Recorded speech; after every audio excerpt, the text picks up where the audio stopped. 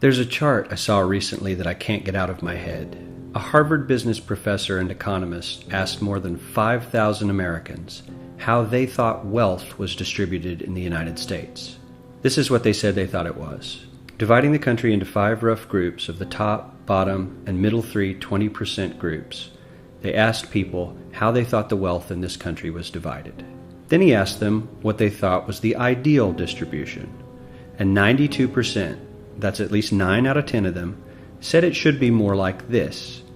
In other words, more equitable than they think it is. Now that fact is telling, admittedly, the notion that most Americans know that the system is already skewed unfairly. But what's most interesting to me is the reality compared to our perception.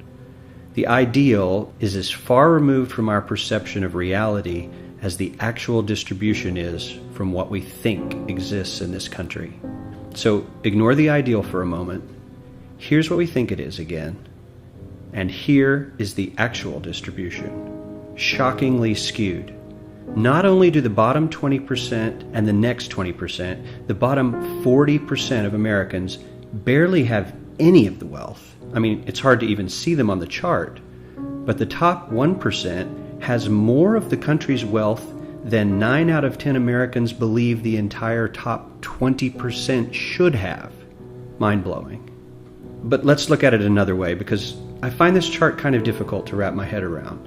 Instead, let's reduce the 311 million Americans to just a representative 100 people. Make it simple. Here they are. Teachers, coaches, firefighters, construction workers, engineers, doctors, lawyers, some investment bankers, a CEO, maybe a celebrity or two. Now let's line them up according to their wealth. Poorest people on the left, wealthiest on the right, just a steady row of folks based on their net worth. We'll color code them like we did before based on which 20% quintile they fall into. Now let's reduce the total wealth of the United States, which was roughly $54 trillion in 2009, to this symbolic pile of cash. And let's distribute it among our 100 Americans. Well, here's socialism, all the wealth of the country distributed equally. We all know that won't work. We need to encourage people to work and work hard to achieve that good old American dream and keep our country moving forward. So, here's that ideal we asked everyone about. Something like this curve.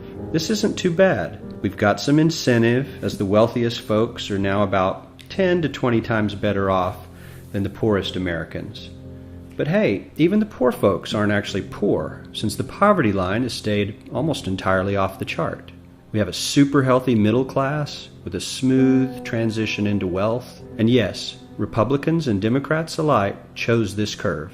9 out of 10 people, 92%, said this was a nice, ideal distribution of America's wealth. But let's move on. This is what people think America's wealth distribution actually looks like. Not as equitable, clearly, but for me, even this still looks pretty great.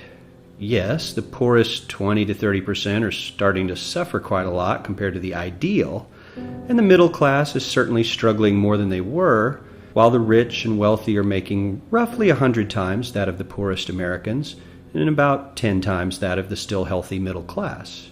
Sadly, this isn't even close to the reality. Here is the actual distribution of wealth in America. The poorest Americans don't even register. They're down to pocket change, and the middle class is barely distinguishable from the poor. In fact, even the rich between the top 10 and 20 percentile are worse off. Only the top 10% are better off. And how much better off? So much better off that the top 2 to 5% are actually off the chart at this scale. And the top 1%, this guy, well, his stack of money stretches 10 times higher than we can show. Here's his stack of cash, restacked, all by itself. This is the top 1% we've been hearing so much about. So much green in his pockets that I have to give him a whole new column of his own, because he won't fit on my chart. 1% of America has 40% of all the nation's wealth.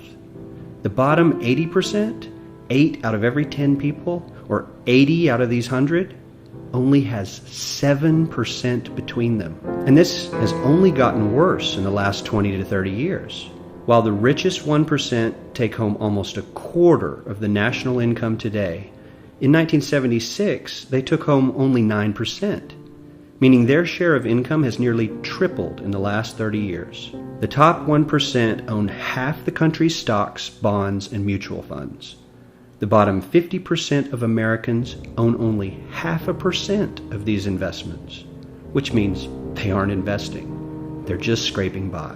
I'm sure many of these wealthy people have worked very hard for their money. But do you really believe that the CEO is working 380 times harder than his average employee? Not his lowest paid employee, not the janitor, but the average earner in his company. The average worker needs to work more than a month to earn what the CEO makes in 1 hour.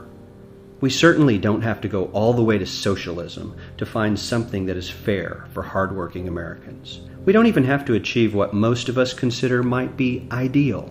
All we need to do is wake up and realize that the reality in this country is not at all what we think it is.